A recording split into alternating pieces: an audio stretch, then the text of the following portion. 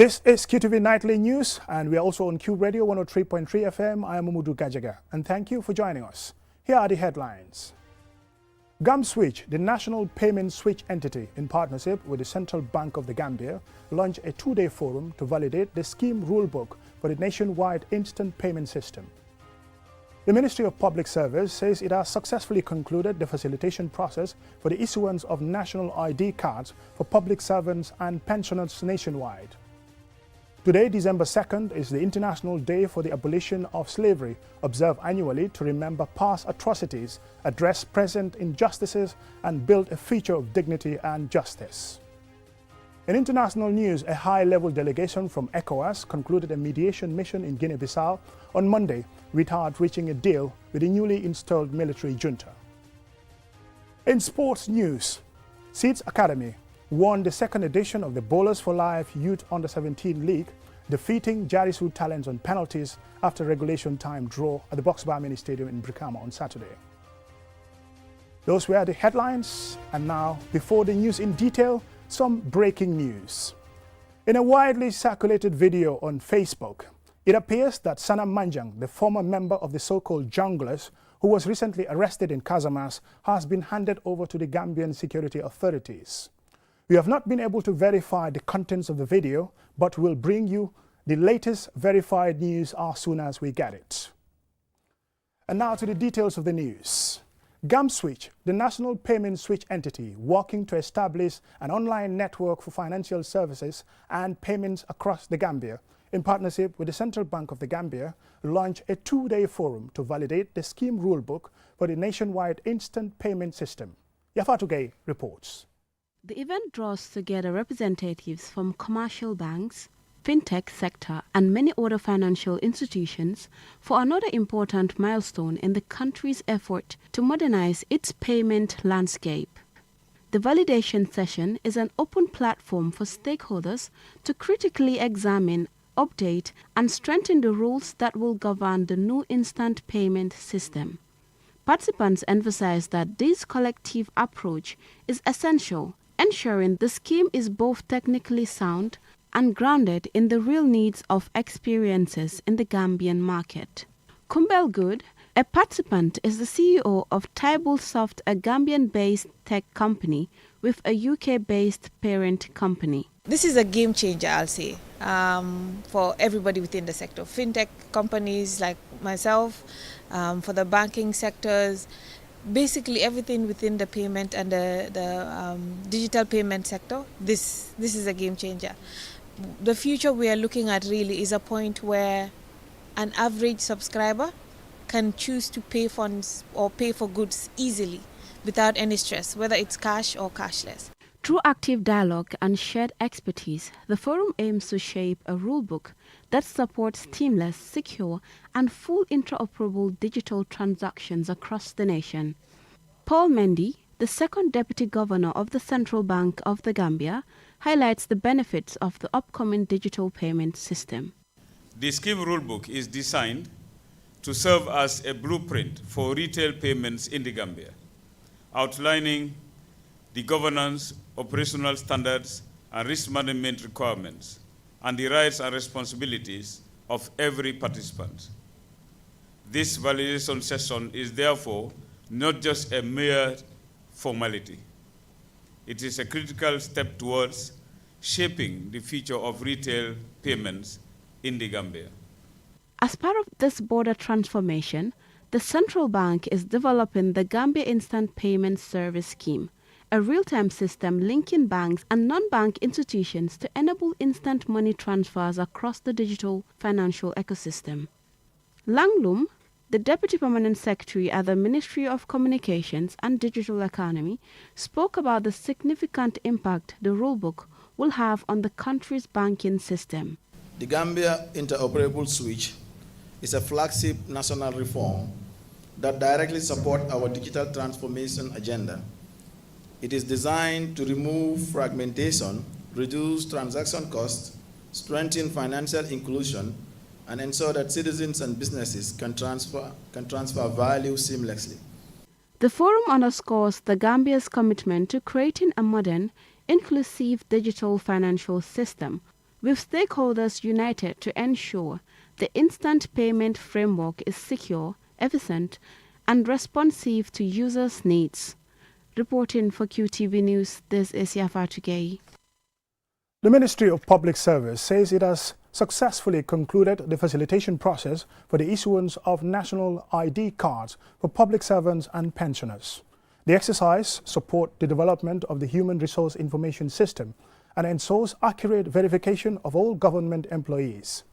Alusi says spoke to the Permanent Secretary, Sirif Jallo, and he now reports.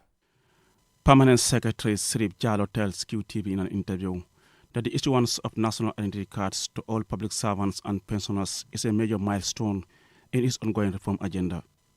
He says the initiative is part of government's effort to ensure accurate identification and verification of all public employees ahead of the rollout of the Human Resource Information System, which is designed to strengthen oversight of public sector employment, improve payroll management, and ensure the integrity of personal records.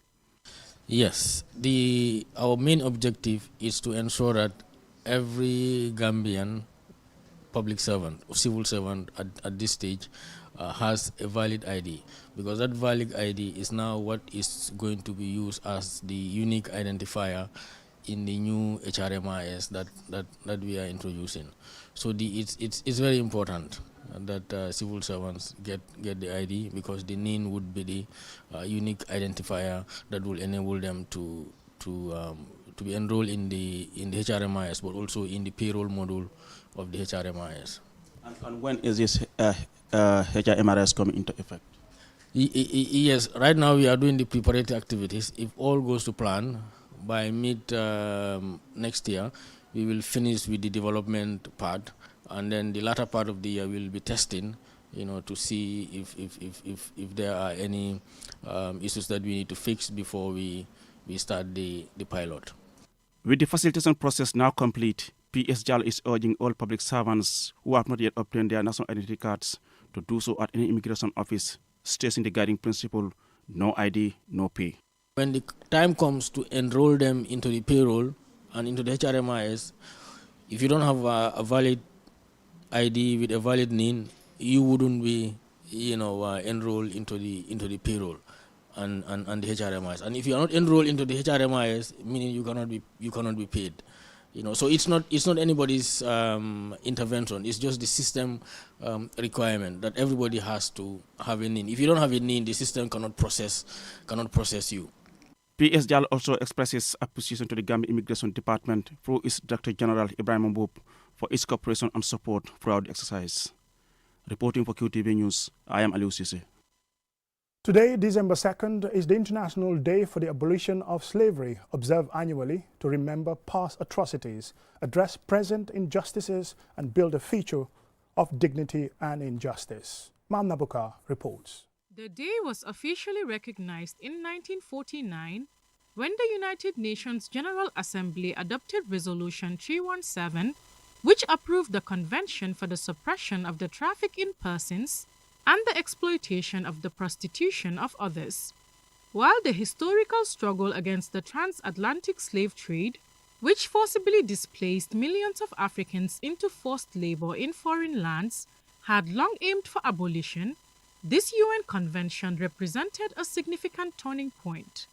It recognized that the battle for human dignity must go beyond the legacy of chattel slavery to confront new and ongoing forms of human exploitation.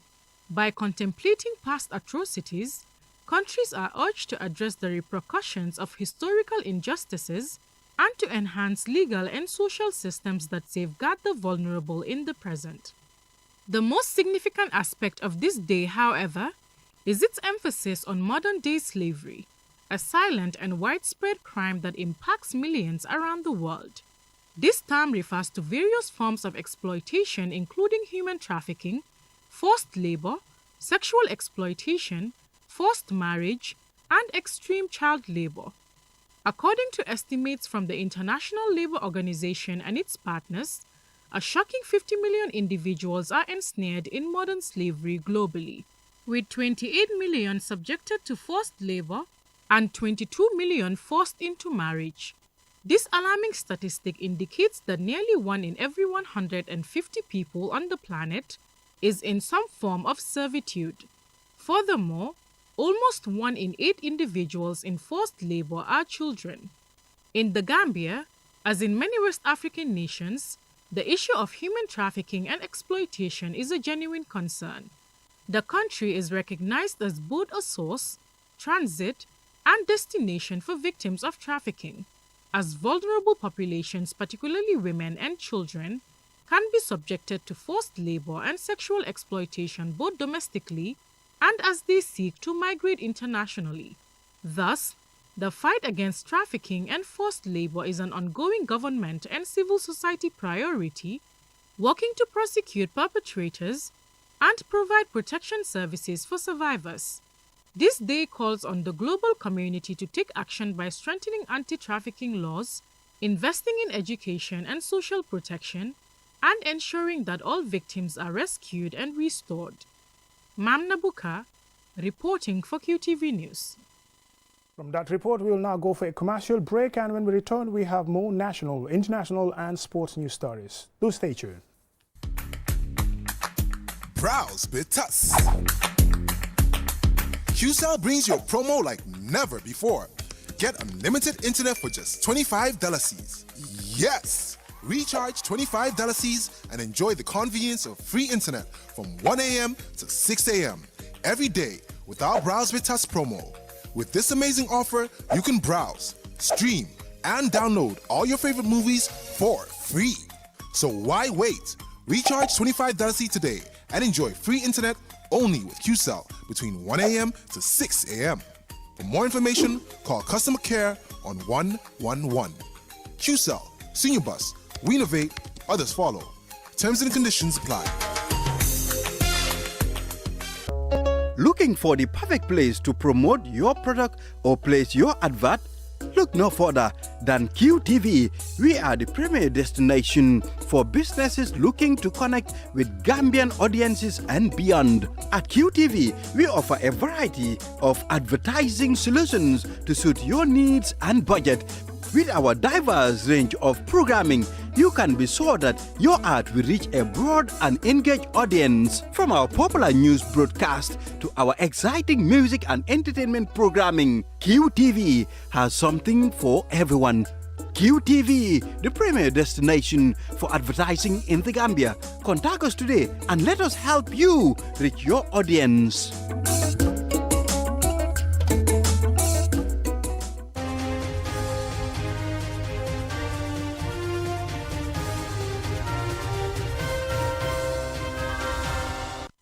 Welcome back, and if you're just joining us, this is QTV News.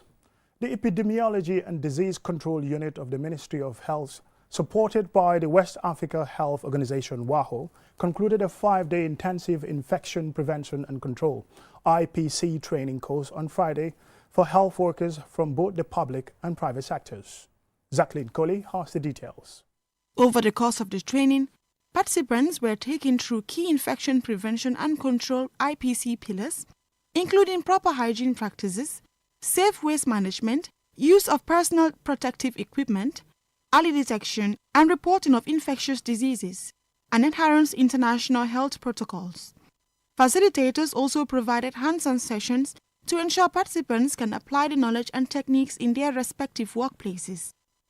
Here is Lamin Sanyang, epidemiologist and IPC national focal person. We live in a world today that we cannot deal without outbreaks. And we know for most of the outbreaks, the end results that help us to combat the outbreak is vaccination. But many a times, before a particular country have vaccines, it takes time. So the only means that we can depend on to be able to protect ourselves as healthcare workers and also communities is infection prevention and control. According to officials, the initiative is part of ongoing national efforts to build a resilient health system capable of responding effectively to emerging and re-emerging diseases. Lionel Sagbosi, public health specialist and representative of the West Africa Health Organization, reiterated the organization's commitment to supporting member states in boosting health security and strengthening human resource capacity across the region. The health of the nation is highly dependent on we, the healthcare workers. So if you are not healthy, our health system is going to crumble. Dr. Ali Sow is Director of Public Health Services at the Ministry of Health. IPC is not just to save us, the health workers, or our patients, but also the community. And all of these have a very big role to play in reducing the cost the government and ourselves will spend on healthcare. The training is a significant step in strengthening the Gambia's health workforce, ensuring frontline health workers are better equipped to prevent infections, protect patients, and respond effectively to disease outbreaks. Reporting for QTV News, I am Jacqueline Coley. From that report by Jacqueline Coley, coming up next is international news.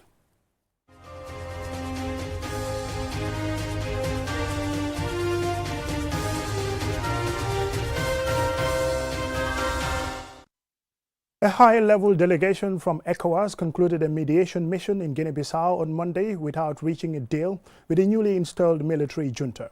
While discussions were described as constructive, deep divisions persist, raising the likelihood of increased diplomatic pressure and potential sanctions in the coming weeks. Aissatou Barry tells us more. The delegation, led by ECOWAS chairman and Sierra Leonean President Julius Maada Bio, demanded the full restoration of constitutional order following the 26 November coup, which came shortly after a contested presidential election. The junta installed General Orta Inta Antam as interim leader, defying the ECOWAS's calls to reinstate President Omar Sissoho Embalo and publish the presidential election result. The military junta defended their takeover as necessary to restore stability and proposed a one-year transitional period.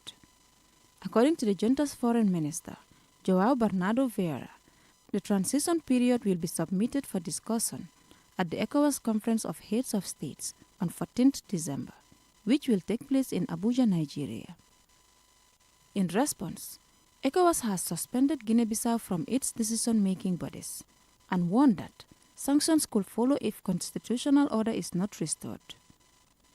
The African Union has also suspended Guinea-Bissau, in line with its zero-tolerance policy for unconstitutional changes of government. The suspension bars the country from AU activities until constitutional order is restored. The United Nations has also condemned the coup, demanding the release of detained political figures and urging respect for the 23rd November election results. Since gaining independence in 1974, Guinea-Bissau has experienced multiple coups, making this crisis the latest in a recurring pattern. It is also the fifth West African country now ruled by a military junta. With no agreement reached, ECOWAS faces a critical choice. It can continue diplomatic engagement or escalate measures. The 14th December summit of West African leaders may determine the bloc's next step, with significant implications for Guinea-Bissau's fragile democracy. The deposed president is now out of the country, while the main opposition leader and many of his supporters are in custody in Guinea-Bissau. Aissatou Barry, QTV News. Also in international news, this year marks the United Nations 80th anniversary. As nations push for stronger collective action, China's Global Governance Initiative highlights the importance of shared solutions. A striking example is China's decades-long fight against desertification, advancing the United Nations Sustainable Development Goals. Osman Jatta reports from China. In the late 1970s, northwest China faced severe desert expansion with drifting sand and frequent dust storms threatening livelihoods. In response, the country launched the Three North Shelter Belt program, often called the Green Great Wall. More than 40 years later, the results are undeniable. Forest cover in northern China has more than doubled, rising 5% to nearly 14%. Yet, the global challenge remains urgent. According to the United Nations, 40% of the world's land is now degraded, affecting almost half of the global population. Desertification jeopardizes food and water security, threatens public health, reduces biodiversity, and undermines social stability. It is in this context that China's hard-won expertise is gaining international recognition. On South Africa's Dear Plateau, Chinese-backed turbines form one of Africa's largest wind farms, powering 700,000 households annually and cutting carbon emissions equal to 1 million trees. Mitio Nyate is the chairman of the board of South Africa's public electricity utility, Eskom. China have decided to move in the direction that is of interest to us. They are doubling down on coal. If you look at the amount of generation that they are doing through coal, but their coal, they have reduced significantly the emissions. They have come up with technology that reduces emissions on the one hand, but at the same time they are investing in renewable energies like solar and wind. There is no other country in the world that has invested as in China in renewables. That is the route that we are going to take. In Africa's Sahel region, Chinese experts are working with local communities on the Great Green Wall Initiative, planting trees to halt the Sahara's advance. In Mongolia, China aids a billion trees campaign using innovative planting breeds and drought-resistant species. In Saudi Arabia, Chinese projects combine solar energy with desert control systems to cope land degradation. China also champions the UN's goal of achieving land degradation neutrality by 2030. Louis Baker is the managing director of the Global Mechanisms UN Convention to Combat Desertification. China has got real leadership on this in Central Asia and in Africa, and I think people are looking for more help from China in this, particularly on things like data-driven decision support. Everybody can do something, and by doing that, by letting nature flourish, by letting the land flourish, you're certainly helping the equation, not hurting it. From the deserts of northern China to the wind farms of South Africa and to the Great Green Wall, China's desertification efforts have grown from a national campaign. They now form the United Nations 80-year legacy, protecting the earth, sustaining livelihoods, and building a greener future for all. Osman Chata, QTV News, Beijing, China. From that report by Osman Jata, this will now take us to sports news.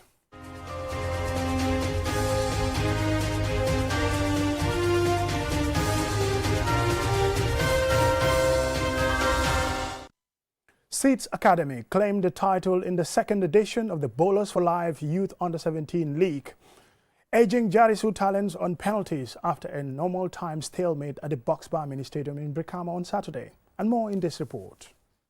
Ibrahim Asajo, captain of Jarisu Talents from Kafuta, opened the scoring, sparking jubilant celebrations among their supporters. However, the joy were short-lived as Seeds Academy of Kitty quickly launched a counter-attack, earning a penalty. Louis Demba calmly converted, leveling the score, and the first half ended with the scores at 1-1. Both sides continued with an intense, fast-paced in the second half, showing excellent control, precise passing, and timely runs that made for an open game. However, 3 minutes after the restart, Seeds Academy took the lead when Jarisu's Alaji Sise fouled John Mendy in the box. Referee Fatu Jabang awarded a penalty, and Louis Demba confidently converted, sending the goalkeeper the wrong way. Jarisu Talents reacted quickly with attacking intensity, and Ibrahim Asajo would go on to score his second goal to level the scores again and seal his grip on the leading goal scorer and most valuable player awards. Despite both sides getting closer to scoring a winner in normal time, resolute defending ensured the score remained 2-2 at full time. The tense and trailing final was ultimately decided by a nerve-wracking penalty shootout. Seeds Academy remained composed and precise, converting 4 of their 5 spot kicks. Jarisu Talents fell short with 1 penalty saved by the keeper and another striking the post, handing Seeds Academy a 4-3 victory. Mamudu Gajaga, QTV News. Now before we end this news bulletin, here's a recap of our main news headlines. GumSwitch, the national payment switch entity, in partnership with the Central Bank of the Gambia, launched a 2-day forum to validate the scheme rulebook for the nationwide instant payment system. The Ministry of Public Services says it has successfully concluded the facilitation process for the issuance of national ID cards for public servants and pensioners nationwide. Today, December 2nd, is the International Day for the Abolition of Slavery, observed annually to remember past atrocities, address present injustices, and build a future of dignity and justice. In international news, a high-level delegation from ECOWAS concluded a mediation mission in Guinea-Bissau on Monday without reaching a deal with the newly installed military junta.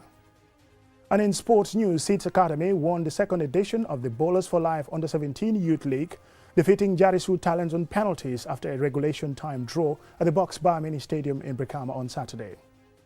That's all we have time for in this edition. Thank you very much for watching, but don't forget to join us at 10 p.m. for another bulletin.